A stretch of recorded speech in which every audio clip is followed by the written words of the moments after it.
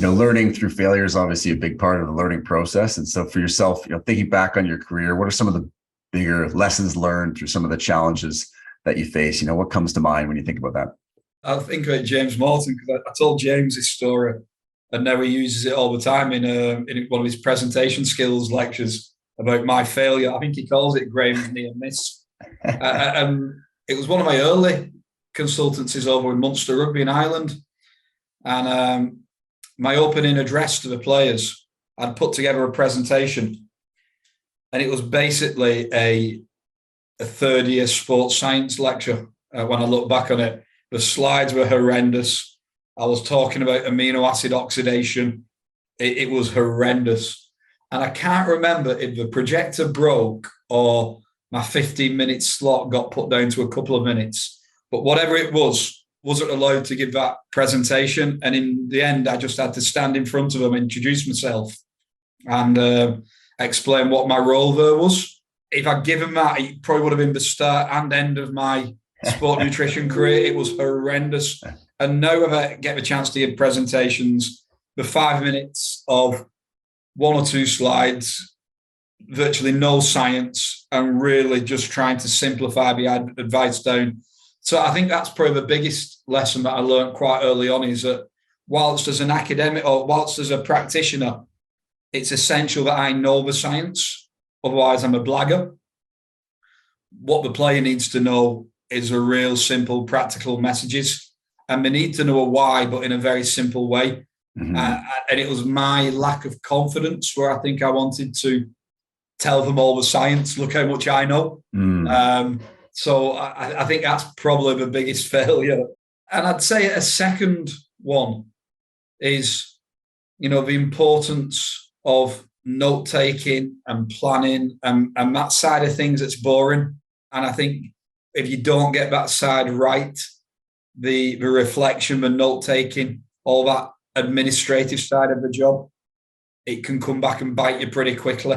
So I think keeping it simple and being reflective, having good notes and being organized, I think are two key lessons.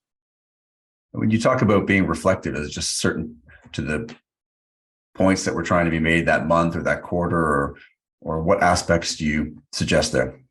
There's a lot of nonsense. We hear things like practice makes perfect, don't we? And we know that's not right. Practice makes permanent.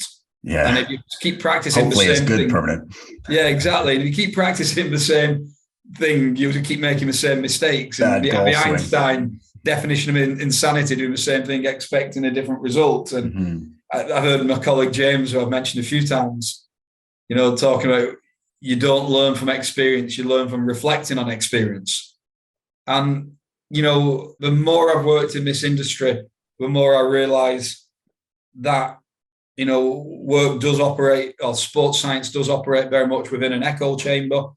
And until you challenge yourself and look for people to challenge you and reflect not only on yourself, but reflect with other people, then actually what you can just end doing is a lot of repetition. I'm very fortunate with England Rugby. I work with a team, like it's coming from the boss, that just won't let you sit still, won't let you not try and advance and get better and reflect. And that is driven through the entire culture with England Rugby. So I think that self-reflection and reflection with peers and being open, that open mindset to say, is there a better way? And can we do things better, and accepting that rather than taking it as someone having a go at you. Actually, there is always a better way. As much as you think you've got the perfect way of doing something, there has to be a better way to things develop. So I think that open mindset is, and that's maybe one of my blind spots. I have two big blind spots. I know it. I work a lot with good sports psychologists like Martin Littlewood, who does the personality profiles on you, and that mindset of where I know I've got a great way of operating. I can get a little bit, no, that's how you do it. And my second blind spot, being an academic, is waiting for the research, where sometimes in the elite world, we need to be a little bit ahead of it, because by the time the research is done, competition's everybody's over. doing it. Yeah. And I know that's a huge challenge I will always have, being on one breath, I don't want to be called out for doing unproven practices as an academic. But on the other hand, when you work in elite sport, if you've got a hunch, you sometimes have to go with it. Yeah, it's fascinating. And Graeme, when we talk about, the evolution of performance nutrition research, which you just touched on, where do you see things going in the next 5 or 10 years? Yeah, it's a really good one. I think the personalization is where we're moving, and I think we need to get a lot better at it. We all need to look at some classic studies in strength and conditioning where people have been given the exact same diet and the exact same training protocol. And across a spectrum, some people lose muscle mass and some gain 10 kilos, with everything else controlled. Now, that can only be our genetic predisposition for that. And I've seen it myself where people only need to look at a weight in the gym and we'll put size on, and other people can lift all day, every day. Look at that weight for a long time. And nothing shifts. Exactly, yes. So I don't think we're there yet on the genetic profiling, but I think that's coming. I know there are companies out there offering, and this is where maybe it's my blind spot where my research says we aren't there yet. But my head tells me we will get there, and we will get much better once measuring the entire genome rather than a few SNPs becomes cost effective.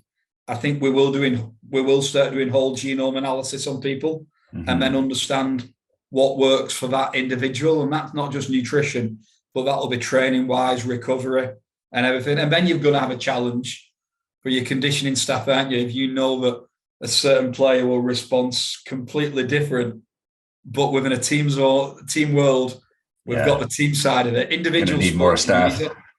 Yeah, that'll be a challenge.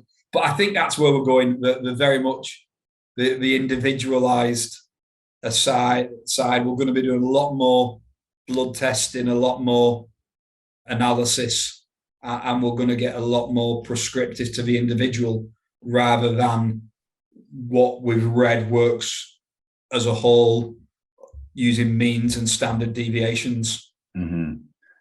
Yeah, it really is fascinating with the technology advancing and what we can collect in real time. I'm curious your thoughts of, from the athlete's perspective of sort of we can track their sleep and now glucose and metabolomics and all these various things. At what point do we start to, in a real world setting, make the athlete sort of like the guinea pig and it's almost an overload? Or you see now with North American sport, obviously who has ownership of some of this information because athletes are worried about then, the organization says, well, you see X, Y, and Z. Well, this is why we're only going to pay you. So just obviously it's a huge area here, but just curious your thoughts there. There's huge moral and ethical implications here because when I said if you do a genome and say eventually we can work out that someone's got a particular genotype that would make them more susceptible to injury, would an athlete want the club to know that when that could affect contract negotiations? So you're exactly right. There will be lots of moral and ethical and sides of this that need fully teasing out. And at the moment, what I always say is that anything that we test on a player has to have a benefit to that individual. So if we're going to take a blood test out of an athlete, I think we need to, prior to putting that needle into the player, make sure that we've got a protocol for every single marker that we take. So if we're taking vitamin D, for example, they need to know, and I've got these protocol sheets for the organizations I work with. If your vitamin D is 30 nanomoles per litre, what do we do? If it's 50, what do we do? If it's 125, what do we do?